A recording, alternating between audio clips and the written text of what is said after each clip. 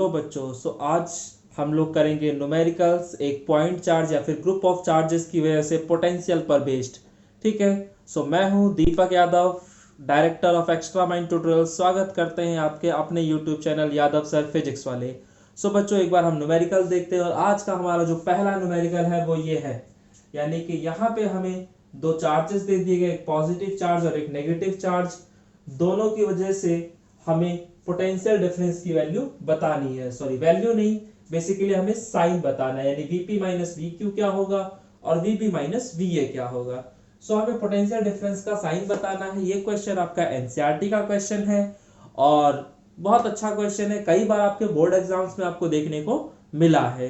एक बार आप इस क्वेश्चन को ट्राई कीजिए वीडियो को पॉज करके, और जितने भी क्वेश्चंस मैं कराता हूं पर्टिकुलरली एक कॉपी बनाइए फिजिक्स की, जिसके अंदर आप सारे क्वेश्चंस अपने एक साथ लिख सके विद सॉल्यूशन, जिससे कि बार बार आपको वीडियोस को देखने की जरूरत ना पड़े और आपका टाइम काफी हद तक सेव हो जाए। चलो बच्चों, हम इस क्वेश्चन को देखते हैं कि क्या करना है इसमें। तो बच्चों ये क्वेश्चन को देखने से पहले हमें कुछ बेसिक चीजें पता होनी चाहिए। तो हमें ये पता होना चाहिए कि किसी भी पॉइंट चार्ज की वजह से पोटेंशियल का फॉर्मूला होता क्या है। तो आपका फॉर्मूला जो था वो यही था, V = KQ/R। तो यहाँ आप देख सकते हैं कि पोटेंशियल और डिस्टेंस में रिलेशन कैसा है, इनवर्सली का, यानी डिस्टेंस जैसे जैसे बढ़ता जाएगा पोटेंशियल का वैल्यू कम होता जाएगा। एक पॉइंट, और जो दूसरा पॉइंट है यहाँ पे वो है चार्ज को लेके। अगर मेरा पॉजिटिव चार्ज है तो उसकी वजह से पोटेंशियल पॉजिटिव का, और अगर चार्ज नेगेटिव का है तो उसकी वजह से पोटेंशियल नेगेटिव का, यानी कि पोटेंशियल आपका पॉजिटिव भी हो सकता है और नेगेटिव भी हो सकता है। और ये चीज पूरी तरह से डिपेंड करती है चार्ज के अपने साइन पे, कि चार्ज का साइन कैसा है। ये दो बातों को आपको ध्यान रखना और आपका ये क्वेश्चन हो जाएगा। मुझे बताओ, यहाँ पे आपको चार्ज की कोई वैल्यू तो दे नहीं रखी है, बस आपको ये पता है कि आपको Vp माइनस VQ का साइन बताना है। तो बच्चों देखो, ये जो पॉइंट P है वो इस चार्ज के ज्यादा पास है एज कंपेयर टू Q। तो अगर पॉइंट P का डिस्टेंस देखो तो वो कम है, और डिस्टेंस जितना कम होगा पोटेंशियल का वैल्यू वहां पे उतना ही ज्यादा होगा। और ये चार्ज पॉजिटिव का है, तो यानी कि यहाँ पर पॉजिटिव की बड़ी वैल्यू होगी और यहाँ पे पॉजिटिव की छोटी वैल्यू होगी। तो मैं मान लेता हूं कि पॉइंट P पर जो पोटेंशियल की वैल्यू है वो 10 वोल्ट है और Q पर जो पोटेंशियल की वैल्यू है वो 7 वोल्ट है। ठीक है। यहाँ पे आपका 10 वोल्ट हो गया और यहाँ पे हमने मान लिया कि पोटेंशियल की वैल्यू 7 वोल्ट है। हमें इन दोनों का पोटेंशियल डिफरेंस देखा जाना है। तो यहाँ पे अगर मैं Vp माइनस VQ देखूं तो 10 माइनस 7, 10 माइनस 7 यानी कि 3 वोल्ट। तो यहां से मुझे यहां से एक चीज समझ में आ गई कि यहाँ पे जो पोटेंशियल डिफरेंस का साइन होगा वो पॉजिटिव का होगा, यानी Vp माइनस VQ आपका पॉजिटिव का आ जाएगा। ये तो एक केस हो गया। उसके बाद आपको एक नेगेटिव चार्ज की ऐसे ही पूछा गया था, पोटेंशियल डिफरेंस का साइन बताइए। तो भाई देखो, सीधा सा फंडा है कि ये नेगेटिव चार्ज है, तो इसकी वजह से चाहे यहाँ और चाहे यहाँ दोनों ही जगह पोटेंशियल की वैल्यूज जो आएंगी वो नेगेटिव में आएंगी। बाकी ये वाला पॉइंट पास में है, तो यहाँ पे जो नेगेटिव की पोटेंशियल वैल्यू होगी वो बड़ी होगी, और ये पॉइंट दूर है, इस वजह से यहाँ पोटेंशियल की वैल्यू छोटी होगी। मान लेता हूं कि यहाँ पे पोटेंशियल की वैल्यू 10 वोल्ट और यहाँ पे छोटी वैल्यू यानी कि 7 वोल्ट है। और मुझसे पूछा क्या गया था, तो मुझसे पूछा गया था Vb माइनस VA। ठीक है। मुझसे पूछा गया है Vb माइनस VA। तो Vb की वैल्यू है माइनस 7 वोल्ट और VA की वैल्यू है माइनस का 10 वोल्ट। तो माइनस 7 और माइनस माइनस प्लस हो गया, तो माइनस 7 प्लस 10 यानी कि प्लस का 3। तो यहां से Vb माइनस VA की वैल्यू आ जाती है प्लस का 3 वोल्ट, यानी कि एक पॉजिटिव वैल्यू। तो Vb माइनस VA हमारा आ गया एक पॉजिटिव वैल्यू। तो मुझे समझ में आ गया कि चाहे आप यहां पर देखिए और चाहे आप यहां पर देखिए, दोनों ही जगह पोटेंशियल डिफरेंस की जो वैल्यू होगी वो पॉजिटिव होगी। बच्चों, आप लोगों ने अगर इस वीडियो को पॉज करके क्वेश्चन किया होगा तो मैं गारंटी के साथ कह सकता हूं कि बहुत सारे बच्चों का ये सवाल गलत हो गया होगा। ठीक है। तो ऐसे ही छोटे छोटे क्वेश्चन से हम शुरुआत करते हैं। तो इसी के साथ हम अपना देखते हैं दूसरा क्वेश्चन। तो ये है हमारा दूसरा क्वेश्चन। इस क्वेश्चन को भी एक बार वीडियो को पॉज करके जरूर देखिएगा और उसके बाद फिर आप इस क्वेश्चन को सॉल्व करने की कोशिश कीजिएगा। वैसे तो बहुत आसान सा क्वेश्चन है, क्या क्या रहा है कि एक रेगुलर हेक्सागन है। तो ये रेगुलर हेक्सागन का क्या मतलब होता है? तो भाई हेक्सागन मतलब नाम से पता चल रहा है जिसकी 6 साइडें हो उसे आप हेक्सागन कहते हो। रेगुलर हेक्सागन का मतलब है उस हेक्सागन की हर एक साइड की लंबाई बराबर हो। तो रेगुलर हेक्सागन यानी कि जितनी भी साइडें होंगी सबका जो लेंथ होगा वो बराबर होगा। तो मैं यहाँ पे एक रेगुलर हेक्सागन बना देता हूं। सो बच्चों ये मान लेते हैं कि हमारा एक रेगुलर हेक्सागन है और इसको हम नाम दे देते हैं।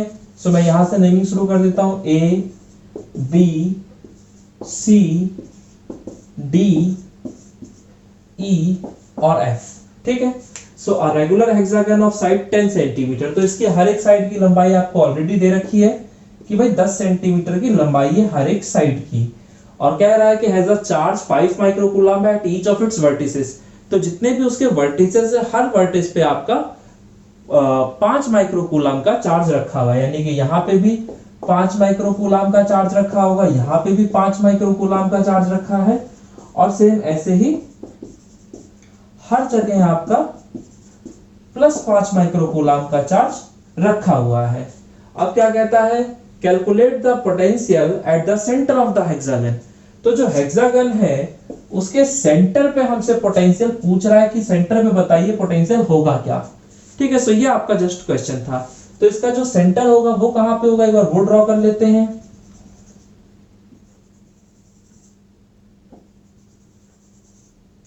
तो ये हो गया इसका सेंटर।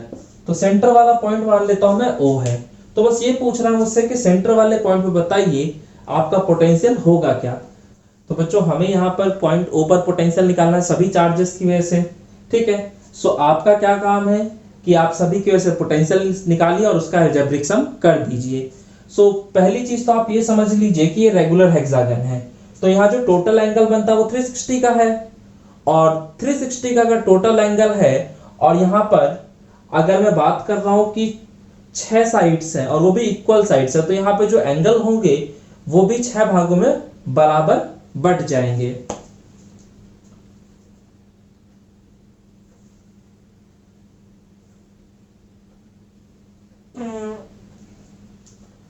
तो बच्चों इस पॉइंट पे आपको पोटेंशियल निकालना है तो उसके लिए आपको कुछ नहीं करना, सिंपली आपके जितने भी चार्जेस है सबकी वजह से इस पॉइंट पे पोटेंशियल देख लीजिए और उसका अलजेब्रिक सम कर दीजिए क्योंकि potential is a scalar quantity. इसमें जो भी आएगा आपका वो आंसर हो जाएगा। अच्छा यहाँ पर ये चीज समझ लीजिए कि ये आपका एक रेगुलर हेक्सागन है। सो एक रेगुलर हेक्सागन की वजह से यहाँ पर ये जो एंगल होगा पूरा 360 वाला ये 6 भागों में बट जाएगा और 6 बराबर भागों में बटेगा तो हर एक के हिस्से में 60 डिग्री का एंगल आएगा। यानी कि ये जो एंगल होगा ये भी 60 डिग्री होगा, ये भी 60 डिग्री, ये भी 60। तो जितने भी एंगल हैं सारे के सारे 60 डिग्री के होंगे। तो ये समझ लीजिए कि यहाँ जितने भी ट्राइंगल्स ये फॉर्म हो रहे हैं सारे के सारे इक्विलेटरल ट्राइंगल्स बन रहे हैं और इक्विलेटरल ट्राइंगल की अगर एक साइड 10 सेंटीमीटर तो दूसरी साइड भी 10 सेंटीमीटर ही होगी और तीसरी साइड भी 10 सेंटीमीटर ही होगी, कोई इश्यू नहीं है। तो अगर मैं कहना चाहूं तो मैं कह सकता हूं कि ये जो पॉइंट B से O की दूरी हो, चाहे A की दूरी हो, चाहे F की दूरी या किसी की भी दूरी, ये जितनी भी साइडें आपको दिख रही हैं ये सभी की लंबाई बराबर है। ठीक है। सो अगर सभी चार्जेस सभी जगह चार्जेस भी बराबर मैग्नीट्यूड के रखे हुए हैं और पॉइंट O का जो डिस्टेंस है सभी वर्टेक्स से वो भी बराबर है तो पोटेंशियल की जो वैल्यू आएगी वो भी तो बराबर आएगी ना, क्योंकि आपका जो पोटेंशियल का फॉर्मूला था वो यही था V = KQ बटे में R। तो अगर चार्ज हर एक वर्टेक्स पे सेम रखा हुआ है और हर एक वर्टेक्स से सेंटर की जो दूरी है वो भी सेम है तो पोटेंशियल भी आपका सेम आ जाएगा। तो इस वजह से ये जो क्वेश्चन है ये और भी ज्यादा आसान हो जाएगा। आपको करना क्या होगा कि आप किसी एक चार्ज के से पोटेंशियल निकाल लीजिए और उसे 6 से मल्टीप्लाई कर दीजिए, आपका टोटल पोटेंशियल अपने आप निकल के आ गया। ठीक है। सो हम लिख सकते हैं तो देयरफॉर टोटल पोटेंशियल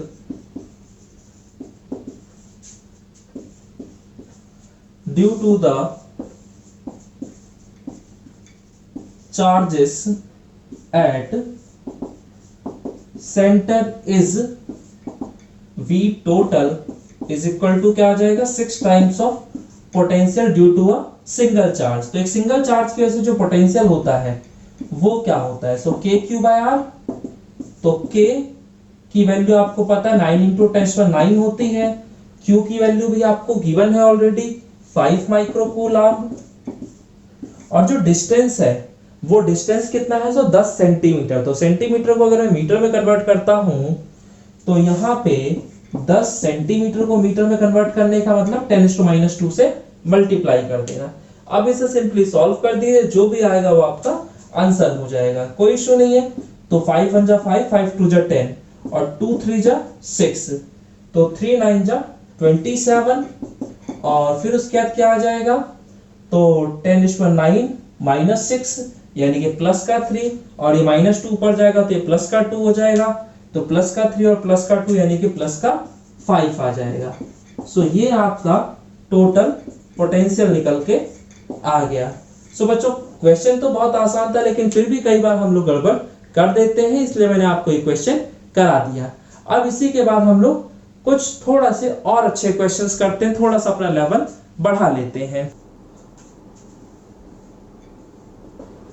तो बच्चों अब हम देखते हैं अपना अगला क्वेश्चन। सो अगला क्वेश्चन भी आसान सा ही है।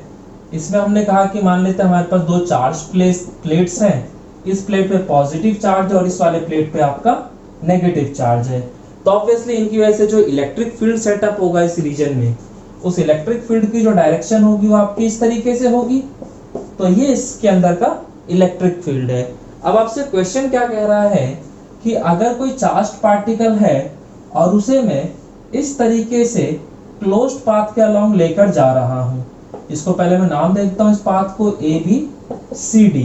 तो चार्ज था आपका मान लेते Q0, उसको पहले मैं A से B तक लेकर गया हूं, फिर B से C तक लेके गया, फिर C से D और फिर D से A। तो आपसे क्वेश्चन बस इतना सा पूछ रहा है कि calculate the work done in moving a charge Q0 along the closed path ABCDA। ठीक है, सो आपका क्वेश्चन लिख देता हूं मैं आपको। सो calculate the work done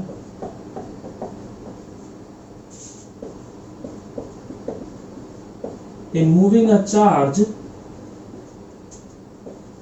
Q0 along the closed path ABCDA। ठीक है, तो ये आपका क्वेश्चन है। सो क्वेश्चन क्या कहता है आपसे कि ये आपके दो प्लेट्स हैं, इन दोनों प्लेट्स के ऊपर में से एक प्लेट पे पॉजिटिव चार्ज रखा है, दूसरे प्लेट पे नेगेटिव चार्ज रखा है। सो ऑब्वियसली इन चार्जेस के ऐसे इलेक्ट्रिक फील्ड सेटअप हो जाएगा इस पूरे रीजन में, और उस फील्ड के अंदर मैंने एक चार्ज Q0 है और उसे मैं इस क्लोज्ड पाथ के अलोंग मूव करा रहा हूं। और क्वेश्चन बस इतना सा पूछ रहा है कि इस क्लोज्ड पाथ के अलोंग मूव कराने में आपने वर्क डन कितना किया होगा। सो हमें वही वर्क डन देखना है। तो आप में से वो बच्चे जिन्होंने मेरी लास्ट वीडियो देखी है बहुत ध्यान से, उनको तुरंत इसका जवाब मिल चुका होगा, और इसका जो जवाब आएगा वो है 0। ठीक है, और आप में से कई सारे बच्चों का ये सवाल गलत हो गया होगा। सो बता दूं कि यहाँ पर 0 क्यों आएगा। सो बच्चों यहाँ पर जो वर्क डन हो रहा है, अगर आप उस वर्क डन को देखें तो वो इलेक्ट्रिकल फोर्स की वजह से हो रहा है, और इलेक्ट्रिकल फोर्स जो है आपका वो एक कंजर्वेटिव फोर्स है। और मैंने आपको लास्ट वीडियो में बताया था कि एक कंजर्वेटिव फोर्स के द्वारा किसी भी क्लोज्ड पाथ के अलोंग जो वर्क डन होता है वो हमेशा 0 के बराबर होता है। सो आपको समझ में आ गई होगी बात कि यहाँ पर जो फोर्स है वो एक कंजर्वेटिव फोर्स है, इसलिए आपका जो वर्क डन आ गया वो 0 आ गया। तो कई बार ये 1 नंबर में क्वेश्चन पूछ लेता है आपसे, सो इसका आप थोड़ा सा ध्यान रखिएगा। तो बच्चों ये है हमारा अगला क्वेश्चन। इस क्वेश्चन में क्या कर रखा है, ग्राफ दे रखा है आपको, जिसमें y एक्सिस आपका पोटेंशियल को रिप्रेजेंट कर रहा है और x एक्सिस जो है वो 1/r को रिप्रेजेंट कर रहा है। और यहाँ पे दो चार्जेस है Q1 और Q2, दोनों के लिए आपका ग्राफ बनाया गया है v और 1/r के बीच में। और आपसे पूछा गया है कि what are the signs of the two charges. तो जो दोनों चार्जेस हैं Q1 और Q2, उनके साइन क्या है, यानी कौन सा वाला चार्ज पॉजिटिव है, कौन सा वाला चार्ज नेगेटिव है, वो आपको बताना है, पहली चीज।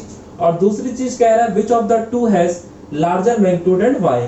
इनमें से कौन से वाले चार्ज का मैग्नीट्यूड ज्यादा होगा और क्यों होगा वो भी आपको बताना है। तो एक बार आप वीडियो को पॉज करके इस क्वेश्चन को सॉल्व करने की कोशिश कीजिए, बाकी मैं इसका सॉल्यूशन आपको बताता हूं। तो बच्चों देखो, आपको पता है कि ये जो है पॉजिटिव वाई एक्सिस और ये आपका नेगेटिव वाई एक्सिस है। तो पॉजिटिव वाई एक्सिस के अलोंग जो आपका पोटेंशियल होगा वो पॉजिटिव का होगा, और जो नेगेटिव वाई एक्सिस होगा उसके अलोंग जो पोटेंशियल होगा वो नेगेटिव का होगा। और पॉजिटिव पोटेंशियल पॉजिटिव चार्ज की वजह से आता है और नेगेटिव पोटेंशियल नेगेटिव चार्ज की वजह से होता है। तो सीधा सा फंडा मुझे समझ में आ गया कि जो मेरा Q1 होगा वो कैसा चार्ज होगा, तो वो एक पॉजिटिव चार्ज होगा, और Q2 आपका नेगेटिव चार्ज होगा। तो यहां से आपको चार्जेस का साइन मिल जाता है। अब उसके बाद जो सेकंड पॉइंट ये पूछता है कि कौन से वाले चार्ज का मैग्नीट्यूड ज्यादा और क्यों ज्यादा है, तो वो भी हम एक बार देख लेते हैं इसमें। तो मैग्नीट्यूड ज्यादा है ये कैसे पता चलेगा, तो इसको पता लगाने के लिए हमें अपने फॉर्मूले पे जाना पड़ेगा जो पोटेंशियल को लेकर था। तो पोटेंशियल को लेकर जो हमारा फॉर्मूला था वो यही था ना, KQ बटे में R। ठीक है, अब यहाँ पे अगर मैं चाहूं तो इसे ऐसे लिख सकता हूँ KQ इंटू में 1/R, कोई फर्क तो नहीं पड़ता। तो ये 1/R जो है ये आपका x एक्सिस हो जाता है, V जो है आपका वो y एक्सिस हो जाता है। ठीक है, अब इसमें से इन दोनों वेरिएबल्स में से मैं किसी एक वेरिएबल की वैल्यू को कांस्टेंट कर देता हूं। ठीक है, सो मैंने माना कि दोनों के लिए जो डिस्टेंस है वो ये है भाई, 1/R जो है आपका एक तरह से डिस्टेंस को रिप्रेजेंट कर रहा था। तो मैंने डिस्टेंस की वैल्यू को कांस्टेंट कर दिया, और मैंने देखा कि सेम डिस्टेंस रखने पे पोटेंशियल किसकी वजह से ज्यादा आता है। सो 1/R की वैल्यू अगर मैं फिक्स कर देता हूं, ठीक है, तो जैसे इसकी वैल्यू को मैंने फिक्स कर दिया तो Q1 चार्ज की वजह से जो पोटेंशियल था वो ये था, और Q2 चार्ज की वजह से जो पोटेंशियल था वो ये था। तो मुझे साफ साफ देख के ही समझ में आ जा रहा है कि ये जो वैल्यू है ये छोटी है और ये जो वैल्यू है ये बड़ी है। तो अगर ये पोटेंशियल ज्यादा आया है तो सीधा सा फंडा है ये चार्ज भी ज्यादा होगा। ठीक है, क्योंकि मेरा पोटेंशियल का वैल्यू दो चीजों पर डिपेंड करता है, एक तो चार्ज पे और दूसरा डिस्टेंस पे। सो मैंने क्या किया, यहाँ पे 1/R को कांस्टेंट कर दिया। सो अगर 1/R कांस्टेंट हो जाता है तो V जो है वो Q के डायरेक्टली प्रोपोर्शनल आ जाता है। तो मैं इस चीज को लिख भी देता हूँ कि यदि 1/R कांस्टेंट कर दिया जाए, तो ये कांस्टेंट हमने कर दिया, ये ऑलरेडी कांस्टेंट होता है, तो V और Q में जो रिलेशन आ जाता है वो डायरेक्टली आ जाता है। यानी कि जहां पे पोटेंशियल ज्यादा होगा वहां पे चार्ज भी ज्यादा होगा। तो मैं सिंपली कह सकता हूं क्योंकि V2 जो है वो बड़ा है V1 से, इसलिए Q2 जो होगा वो बड़ा हो जाएगा Q1 से। सो आपको खेल समझ में आ रहा होगा, बहुत आसान से क्वेश्चंस हैं। चलिए ठीक है, सो ये आपके कंसेप्चुअल क्वेश्चंस में काउंट हो सकते हैं, छोटे छोटे लेकिन अच्छे क्वेश्चंस। चलो इसके बाद हम अगला क्वेश्चन देखते हैं। तो बच्चों ये है आपका दूसरा क्वेश्चन। इसमें कह रहा है कि दो हमारे पास स्फेरिकल कंडक्टर्स हैं। ठीक है, एक ये हो गया और एक ये हो गया। इसमें से एक स्फेरिकल कंडक्टर की रेडियस R1 है और दूसरे वाले की रेडियस R2 है, और इसमें ये वाले कंडक्टर पे चार्ज दे रखा है Q1 और इस वाले कंडक्टर पे चार्ज दे रखा है Q2। अब क्वेश्चन में कह क्या रहा है कि अगर मैं इन दोनों कंडक्टर्स को एक वायर से जोड़ देता हूं, ठीक है, तो अगर मैं इन दोनों कंडक्टर्स को एक वायर से जोड़ देता हूं तो इनकी सरफेस चार्ज डेंसिटीज का रेशो बताइए कि होगा क्या। ठीक है, सरफेस चार्ज डेंसिटीज का रेशो बताइए क्या होगा।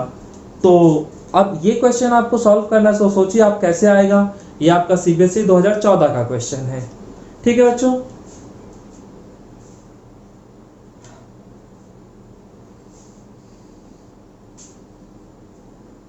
तो देखो इस क्वेश्चन को सॉल्व करने के लिए आपको दो पॉइंट्स पता होनी चाहिए। पहला पॉइंट तो ये हो गया जो मैंने आपको चार्जिंग बाय कंडक्शन में बताया था। चार्जिंग बाय कंडक्शन में मैं क्या कहता था आपसे कि अगर हमारे पास कोई दो आइडेंटिकल बॉडीज हैं और उन दोनों आइडेंटिकल बॉडीज को मैं एक वायर से जोड़ देता हूं तो चार्ज ट्रांसफर होने लगता है, और वो तब तक होता रहता है जब तक कि दोनों का चार्ज बराबर ना हो जाए। ये तो कहानी थी जब दोनों बॉडीज का जो दोनों बॉडीज थी वो आइडेंटिकल थी। बट अगर दोनों बॉडीज नॉन आइडेंटिकल है, यानी एक का साइज कुछ और है दूसरे का साइज कुछ और है, और ऐसी बॉडीज को जब हम जोड़ देते थे तब भी चार्ज ट्रांसफर होता था, लेकिन तब जो चार्ज ट्रांसफर होता था वो हमेशा हायर पोटेंशियल से लोअर पोटेंशियल की तरफ होता था, और तब तक होता रहता था जब तक कि दोनों का पोटेंशियल बराबर ना हो जाए। ठीक है, तो यहाँ भी क्या किया गया है, दो अलग अलग साइज की बॉडीज को एक वायर से जोड़ दिया। तो जैसे हम वायर से जोड़ देंगे, दोनों का जो पोटेंशियल होगा, जैसे हम इन दोनों को वायर से जोड़ देंगे, इन दोनों पे से क्या होगा, चार्ज ट्रांसफर होना शुरू हो जाएगा, और चार्ज तब तक ट्रांसफर होता रहेगा जब तक कि दोनों का पोटेंशियल बराबर ना हो जाए। ठीक है, एक पॉइंट तो ये, और दूसरा आपको सरफेस चार्ज डेंसिटी का फॉर्मूला पता होना चाहिए। सो सरफेस चार्ज डेंसिटी क्या होता है, तो charge per unit surface area, और एक स्फीयर का सरफेस एरिया बोले तो 4πr²। ठीक है, तो सारी चीजें आपके सामने फटाफट कर दीजिए और खेल खत्म कीजिए। सो सरफेस चार्ज डेंसिटी का रेशो आपसे पूछ रहा है ना, तो सरफेस चार्ज डेंसिटी होता क्या था, तो आपको पता है सरफेस चार्ज डेंसिटी बोला जाए तो charge per unit surface area, तो सिग्मा 1 बोला जाए तो ये, तो सिग्मा 1 क्या होगा, तो Q1 बटे में 4πr1 का स्क्वायर। ठीक है, और ऐसे ही सिग्मा 2 अगर देखोगे तो इसकी शुरुआत नीचे से होगी, तो charge per unit surface area. ठीक है, ये हो गया। अब यहाँ से जो कट सकता हो वो काट दो, जो नहीं कट सकता उसको छोड़ दो, तो 4π से 4π कट जाता है, तो यहाँ से Q1/Q2 इंटू में देखो R2 का भी स्क्वायर है और R1 का भी स्क्वायर है, तो यहाँ पे मैं R2/R1 का होल स्क्वायर कर देता हूँ। अब यहाँ पे इसको मैं बना देता हूँ एक equation.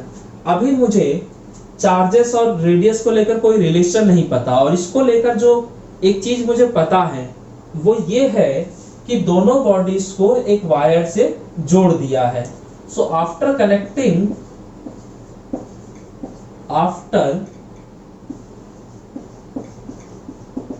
connecting the charged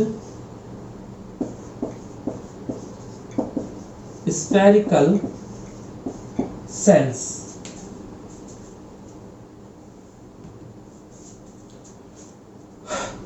so after connecting the charged spherical cells, V1 would be equal to V2, दोनों का पोटेंशियल बराबर हो जाएगा। और पोटेंशियल क्या होता है, तो Q1 बटे में 4πr1 और V2 is equal to Q2 बटे में 4πr2। कोई समस्या तो नहीं है, यहाँ पे आपका 4π से 4π कट जाएगा, तो यहाँ से Q1 और Q2 का जो रेशो निकल के आ रहा है हमारा, अगर मैं रेशो यहाँ से निकाल दूं तो देखो Q2 को इधर भेज देता हूँ, R1 को ऊपर भेज देता हूँ, सो R1 ऊपर और R2 नीचे, तो ये हो गया इक्वेशन सेकंड। अब यहाँ से आपको Q1 Q2 का रेशो पता चल चुका है कि R1/R2 के बराबर होता है, तो बस इस वैल्यू को उठाओ, इस इक्वेशन में पुट कर दो, सॉल्व करो, आपका आंसर आ जाएगा। तो यहाँ से सिग्मा 1/सिग्मा 2 इज इक्वल टू Q1/Q2, और Q1/Q2 की जगह मैं लिख सकता हूँ R1/R2, और यहाँ क्या लिखा था पहले से R2/R1, और दोनों का होल स्क्वायर था तो मैं अलग अलग स्क्वायर लिख दे रहा हूँ। अब देखो एक R2 से एक R2 चला गया, एक R1 से एक R1 चला गया, तो इस हिसाब से यहाँ पे सिग्मा 1/सिग्मा 2 जो आएगा वो आ जाएगा R2 बटे में R1। तो ये हो गया हमारे सरफेस चार्ज डेंसिटीज का रेशो। सो खेल समझ में आता है, तो इस तरह से क्वेश्चन आ गया आपका। एक और क्वेश्चन है आपका एनसीईआरटी का ही क्वेश्चन है, तो वो भी क्वेश्चन काफी अच्छा क्वेश्चन है, और वो ग्राफ को लेकर बहुत बार पेपर में आपके पूछा जाता है। तो बच्चों अगला क्वेश्चन जो है हमारा वो क्या कहता है कि आप ग्राफ प्लॉट कीजिए ई और वी का with respect to distance R, यानी कि आपको इलेक्ट्रिक फील्ड और पोटेंशियल दोनों का ग्राफ प्लॉट करना है डिस्टेंस आर के साथ। ठीक है, तो इसमें जो आपका ई और वी है वो वाई एक्सिस को रिप्रेजेंट करेगा, और जो आर है वो आपका एक्स एक्सिस को रिप्रेजेंट करता है। तो ये आपको ग्राफ प्लॉट करना है। तो ये ग्राफ भी बहुत इंपॉर्टेंट है, कई बार आपसे पेपर में पूछा हुआ है। तो ये ग्राफ बनेगा कैसे, बस आपको वो सोचना है। तो ग्राफ जब भी प्लॉट करना होता है हमेशा फॉर्मूला ढूंढना होता है। तो ई और आर को लेकर जो हमारा रिलेशन है वो ये होता है KQ बटे आर स्क्वायर, और वी और आर को लेकर जो रिलेशन है वो है KQ बटे में आर। तो अगर मैं डिस्टेंस के साथ वेरिएशन देखूं तो वेरिएशन किस में ज्यादा आएगा? तो देखो ये तो कंफर्म है कि ई और आर के यहाँ पे भी रिलेशन इनवर्सली का है डिस्टेंस के साथ, और यहाँ भी रिलेशन इनवर्सली का है, लेकिन यहाँ पे आर के इनवर्सली और यहाँ पे आर स्क्वायर के इनवर्सली है। तो आर स्क्वायर के अगर इनवर्सली है तो इलेक्ट्रिक फील्ड की जो वैल्यू है वो ज्यादा तेजी से घट रही होगी, यानी रेट ऑफ डिक्रीमेंट जो होगा वो यहाँ पे ज्यादा होगा। जैसे एग्जांपल के तौर पे मैं बात कर देता हूँ और मैं कहता हूँ कि यदि r की वैल्यू 1 सेंटीमीटर है, ठीक है, या r हमारा 1 मीटर मान लेता हूं मैं, तो यदि r is equal to 1 metre है तो e की वैल्यू जो होगा वो हो जाएगा kq बटे में 1 का स्क्वायर यानी कि kq, और ऐसे v का जो वैल्यू आएगा वो आएगा kq बटे में 1 यानी कि v is equal to kq। तो आप देख पा रहे हैं कि यहाँ पर e और v दोनों की वैल्यू बराबर आ रही है, यानी कि when r is equal to 1 हो जाएगा तो उस वक्त e is equal to v हो जाएगा। लेकिन अगर r की वैल्यू मैं मान लेता हूं कि 2 है, ठीक है, अगर r की वैल्यू आपका 2 मीटर है तो वहां पे e की जो वैल्यू होगी वो क्या होगी? तो वो हो जाएगा kq बटे में 2 का स्क्वायर यानी कि kq बटे में 4। तो ये आ जाता हमारा इलेक्ट्रिक फील्ड। और पोटेंशियल की अगर मैं बात कर दूं तो पोटेंशियल हो जाएगा kq बटे में 2, ठीक है। सो आप देख सकते हैं कि जब डिस्टेंस की वैल्यू 1 मीटर के बराबर थी, यानी जब हमारा डिस्टेंस 1 मीटर था तो इलेक्ट्रिक फील्ड और पोटेंशियल दोनों की वैल्यू बराबर थी, लेकिन वहीं जब डिस्टेंस को मैंने 2 मीटर कर दिया तो इलेक्ट्रिक फील्ड की जो वैल्यू है वो kq/4 हो जाती है और पोटेंशियल की वैल्यू kq/2 होती है। यानी कि पोटेंशियल की वैल्यू जो है वो आधी हो गई और इलेक्ट्रिक फील्ड की वैल्यू 1/4 होगी यानी कि 1/4 हो गई। तो ज्यादा तेजी से जो डिक्रीमेंट आया वो इलेक्ट्रिक फील्ड की वैल्यू में आया है और पोटेंशियल की वैल्यू में इतना ज्यादा डिक्रीमेंट नहीं है। तो ये दोनों ही पॉइंट जो मैंने अभी आपको बताए हैं ये ऐसे ही नहीं बताए, इनका यूज होगा इस ग्राफ में, इसलिए मैंने ये चीजें बता दी आपको। अब देखो अगर मैं मान लेता हूं कि ये वाली लाइन जो है ये आपके पोटेंशियल को रिप्रेजेंट करती है, तो जो इलेक्ट्रिक फील्ड को लाइन रिप्रेजेंट करेगी वो क्या होगी? तो भाई देखो इलेक्ट्रिक फील्ड में भी इनवर्सली का रिलेशन है तो ग्राफ तो ऐसे ही बनेगा, लेकिन वहां पे रेट ऑफ डिक्रीमेंट जो है वो ज्यादा है, ठीक है। सो रेट ऑफ डिक्रीमेंट जो है वो ज्यादा है, तो इसका मतलब क्या हो गया कि वहां पर ये जो लाइन है ये आपका इलेक्ट्रिक फील्ड को रिप्रेजेंट कर रही है और ये जो लाइन है ये आपके पोटेंशियल को रिप्रेजेंट कर रही है। और जहां पर ये दोनों के दोनों ग्राफ्स मीट कर जाते हैं वो जो वैल्यू होगी वो r is equal to 1 metre हो जाएगी और यहाँ पे e is equal to v है, ठीक है। तो क्योंकि आपने देखा था कि जो रेट ऑफ डिक्रीमेंट है वो इलेक्ट्रिक फील्ड में ज्यादा है, इसीलिए इलेक्ट्रिक फील्ड की वैल्यू ज्यादा तेजी से घटी और वो इससे नीचे पहुंच गई, ठीक है। सो ये आपका ग्राफ बनता है। कई बार बच्चे इस तरह का ग्राफ नहीं प्लॉट कर पाते, इसलिए आपके पेपर में कई बार इस तरह के क्वेश्चन पूछे जाते हैं, ठीक है। अब हम देखते हैं अपना अगला क्वेश्चन। तो ये हमारा अगला क्वेश्चन, इस क्वेश्चन में हमसे क्या कहा जा रहा है कि एक स्क्वायर शेप्ड बॉडी है और उसके जो ये जो कॉर्नर्स है ए और बी, यहाँ पे चार्जेस रखे हैं Q1 और Q2 जिनकी वैल्यूज है 2 माइक्रोकूलम और 1 माइक्रोकूलम, और आपसे बोला जा रहा है कि how much work will be done against the electric field in moving a charge of 1 microcoulomb from C to D।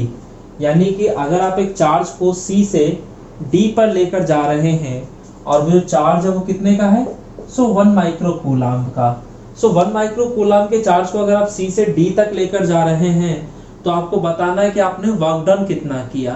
तो इस क्वेश्चन को हमें सॉल्व करना है, हमें वर्क डन बताना है C से D तक का। Work done carrying a charge from C to D, तो ये हमें बताना है। तो ये हम कैसे बता सकते हैं? तो सीधा सा फंडा यहाँ पे आपका फॉर्मूला लग जाएगा पोटेंशियल डिफरेंस वाला। आप लोगों ने कंसेप्ट पढ़ा था ना पोटेंशियल डिफरेंस का, कि अगर आप चार्ज को C से D तक लेकर जा रहे हैं तो C आपका इनिशियल पॉइंट हो गया और D जो है फाइनल पॉइंट हो गया। तो final potential minus initial potential, तो VD माइनस VC, तो ये आपका पोटेंशियल डिफरेंस आ गया और ये किसके बराबर होता है? तो work done carrying a charge from C to D, और जिस चार्ज को मैं लेकर जा रहा हूँ उस चार्ज को हमेशा हम लोग नाम दे देते हैं क्यू नॉट, और वो होता है हमारा टेस्ट चार्ज। सो बटे में क्यू नॉट, तो Vd minus Vc is equal to this. तो मुझे तो ये निकालना है ना, तो इस क्यू नॉट को इधर भेज देता हूँ। तो यहाँ से जो आपका WCD आ जाएगा वो आ जाएगा क्यू नॉट इंटू में Vd माइनस Vc, और इसे मैंने बना दिया एक इक्वेशन 1। अब जो चार्ज लेके जा रहा हूँ उसकी वैल्यू तो मुझे पता है, लेकिन क्या पॉइंट डी और पॉइंट सी का पोटेंशियल अभी पता है? नहीं, वो मुझे निकालना पड़ेगा। तो वो कैसे निकलेगा? तो आपको पता है कि पॉइंट डी का जो पोटेंशियल होगा वो उसके आसपास रखे चार्जेस की वजह से ही होगा। तो पॉइंट डी के पास एक चार्ज रखा है Q1 और एक चार्ज रखा है Q2, तो पोटेंशियल इन्हीं दोनों चार्जेस की वजह से होगा। सेम ऐसे ही पॉइंट सी का जो पोटेंशियल होगा वो भी उस पॉइंट के पास रखे चार्जेस की वजह से ही होगा। ठीक है, तो मैं वन बाय वन दोनों ही पॉइंट्स पे पोटेंशियल निकाल लेता हूँ। तो पहले मैं बात कर देता हूँ पोटेंशियल एट पॉइंट सी। तो पॉइंट सी का पोटेंशियल क्या होगा? तो एक तो इस वाले चार्ज के साथ उस वाले चार्ज की, तो इसकी वजह से अगर आपको पोटेंशियल देखना है तो पोटेंशियल का जो हमारा बेसिक फॉर्मूला था वो था KQ बटे में R, यानी कि हमें चार्जेस पता होने चाहिए और डिस्टेंस पता होने चाहिए। तो चार्ज की वैल्यू दे रखी है, डिस्टेंस की वैल्यू मैं निकाल लूंगा। तो मुझे बताओ, अगर ये स्क्वायर है और इसकी ये साइड की लंबाई 5 सेंटीमीटर है, ये लंबाई भी 5 सेंटीमीटर है, तो आप पाइथागोरस थ्योरम लगा के क्या ये लंबाई नहीं निकाल दोगे? तो आपको पता है कि अगर ये साइड A है, ये साइड A है, तो ये साइड √2a होती है, यानी कि ये हो जाएगा 5√2। ठीक है, तो A की वजह से अगर मैं देख रहा हूं तो K Q1 बटे में AC, और Q2 की वजह से अगर मैं देखता हूं तो K Q2 बटे में BC। अब K की वैल्यू आपको पता है 9 × 10⁹ होती है, और जो K है वो कॉमन निकाल देता हूं यहाँ से क्योंकि K दोनों में है, और Q1 की वैल्यू 2 माइक्रो कूलम है। तो माइक्रो को कन्वर्ट करने के लिए 10⁻⁶ से मल्टीप्लाई करना होता है, ये बात आप जानते होंगे। ठीक है, तो Q1 की वैल्यू हो गई 2 × 10⁻⁶ माइक्रो कूलम, और जो AC था उसकी वैल्यू थी 5√2। और देखो ये जो दे रखा है सेंटीमीटर में दे रखा है, सो हमें इसे मीटर में कन्वर्ट करना पड़ेगा। तो सेंटीमीटर को मीटर में कन्वर्ट करने के लिए 10⁻², ठीक है, प्लस K की जगह आपका आ जाएगा वही 9 × 10⁻⁹ जो कि बाहर निकल चुका है। जो दूसरा चार्ज है Q2 उसकी वैल्यू है 1 × 10⁻⁶, और BC जो है उसकी वैल्यू है 5 सेंटीमीटर, यानी कि 5 × 10⁻² मीटर। अब इसको सॉल्व कर लेते हैं, जो आएगा वो हमारा आंसर हो जाएगा। तो यहाँ पर भी जो चीज आपको कॉमन दिख रही है उसको बाहर निकाल लो पहले। तो बच्चों देखो मैंने इसमें किया क्या, मैंने जो जो चीजें कॉमन थी वो सबको बाहर निकाल दिया है। ठीक है, अब बाहर निकालने के बाद यहाँ पे बचेगा क्या? तो 9 को 5 से डिवाइड करोगे तो कितना आ जाएगा? 5 × 1 = 5, 4 आ गया, और 5 × 8 = 40, तो 1.8 इंटू में 9 और -6, प्लस का 3 और माइनस का 2 पड़ जाएगा, प्लस का 2, तो प्लस का 3 और प्लस का 2 प्लस का 5 आ जाएगा। और इसको अगर आप करोगे 2 को √2 से डिवाइड करोगे तो √2 आ जाएगा, यानी कि √2 + 1, तो ये आ गया 1.8 × 10⁵ प्लस का, और √2 की वैल्यू आपको पता होती है कितनी होती है? सो 1.414, तो 1.414 + 1 यानी कि 2.414, तो ये आपकी वैल्यू आ गई। इसको आप मल्टीप्लाई कर लेंगे, जो होगा वो आपका आंसर आ जाएगा। ठीक है, तो ये तो आ गया पोटेंशियल एट पॉइंट सी। अब हम बात कर देते हैं पोटेंशियल एट पॉइंट डी, कि भाई डी वाला क्या था पोटेंशियल। सो नाउ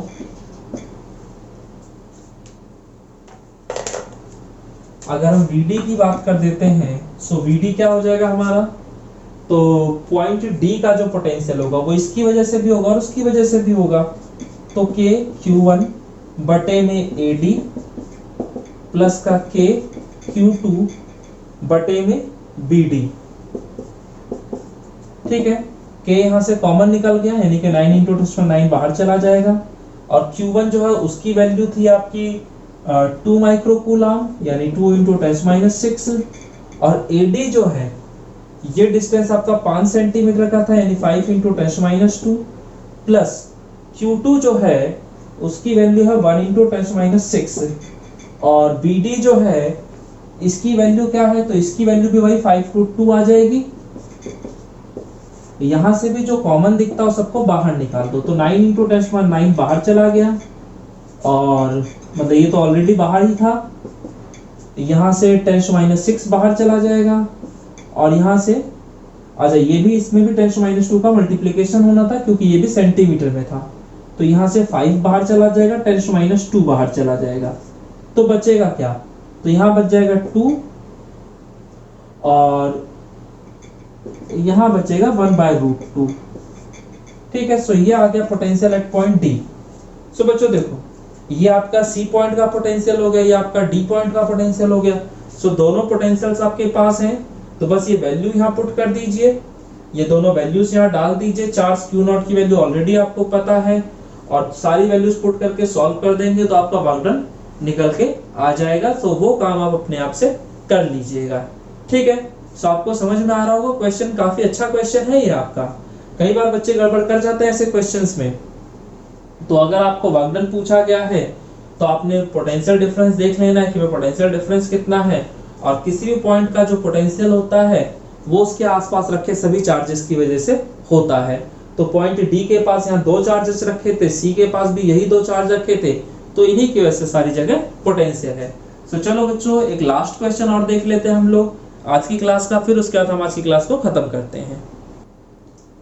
तो बच्चों ये है हमारा अगला क्वेश्चन। इस क्वेश्चन में क्या कह रहा है कि आपके 2 चार्जेस हैं, ठीक है, इक्वल मैग्नीट्यूड के, वो पॉइंट ए और बी पे रखे हुए और उनके बीच का गैप जो है वो 20 सेंटीमीटर है। और अभी हमने उन दोनों चार्जेस के बिल्कुल बीचों बीच एक तीसरा चार्ज रख दिया जिसका मैग्नीट्यूड भी इन्हीं दोनों चार्जेस के मैग्नीट्यूड के बराबर है। और अब मैं इस चार्ज को यहां से उठा के पॉइंट डी पर लेकर जा रहा हूं। ठीक है, तो सी से डी तक लेकर गया हूं और आपसे पूछा जा रहा है किस प्रोसेस में मैंने कितना वर्क किया होगा। ठीक है, सो आपको पूछा जा रहा है कि work done in carrying a charge from point C to D.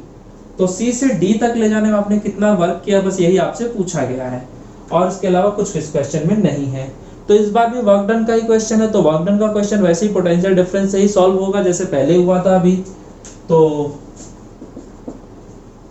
अगर आपको सी से डी पे ले जा रहा था तो ये आपका फाइनल पॉइंट हो गया और ये आपका इनिशियल पॉइंट हो गया। तो V final minus V initial is equal to work done in carrying a charge from C to D। और जिस चार्ज को ले जाया जा रहा है उस चार्ज का नाम हमेशा Q0 हम लोग रख देते हैं। ठीक है, सो WCD क्या आ जाएगा आपका, तो वो होगा VD माइनस VC इंटू में Q0। अब बात आती है कि इन दोनों पॉइंट्स का पोटेंशियल क्या है वो पता लगा लो, चार्ज तो ऑलरेडी आपको दे ही रखा है। तो पॉइंट डी पर जो पोटेंशियल होगा वो क्या होगा और सी पर जो पोटेंशियल होगा वो क्या होगा। तो सीधा सा फंडा है, पॉइंट डी का जो डिस्टेंस है वो इस चार्ज से भी उतना ही है जितना इस चार्ज से है। दोनों ही चार्जेस से जो डिस्टेंस है उसकी वैल्यू तो बराबर ही है ना, क्योंकि एक बात सोच के देखो, अगर ये जो ट्राइंगल है ACD, इसकी ये वाली साइड की लंबाई आपका 10 सेंटीमीटर, क्योंकि भाई ये बिल्कुल बीचों बीच वाला पॉइंट था, तो इधर की लंबाई भी 10 सेंटीमीटर, ये लंबाई भी 10 सेंटीमीटर। तो अगर इन दोनों ट्राइंगल्स की मैं बात कर रहा हूं और इनमें ये लंबाई जितनी है उतनी ये भी लंबाई और ये वाली साइड कॉमन है, तो ऑब्वियसली ये दोनों साइड्स भी बराबर होंगे। तो अगर जितना ये डिस्टेंस है उतना ही डिस्टेंस ये भी है, जितना चार्ज यहाँ रखा है उतना ही चार्ज यहाँ भी रखा है, तो जो पोटेंशियल होगा वो दोनों की वजह से ही बराबर होगा। ठीक है, so potential at point D जो होगा वो किसके बराबर होगा, तो K।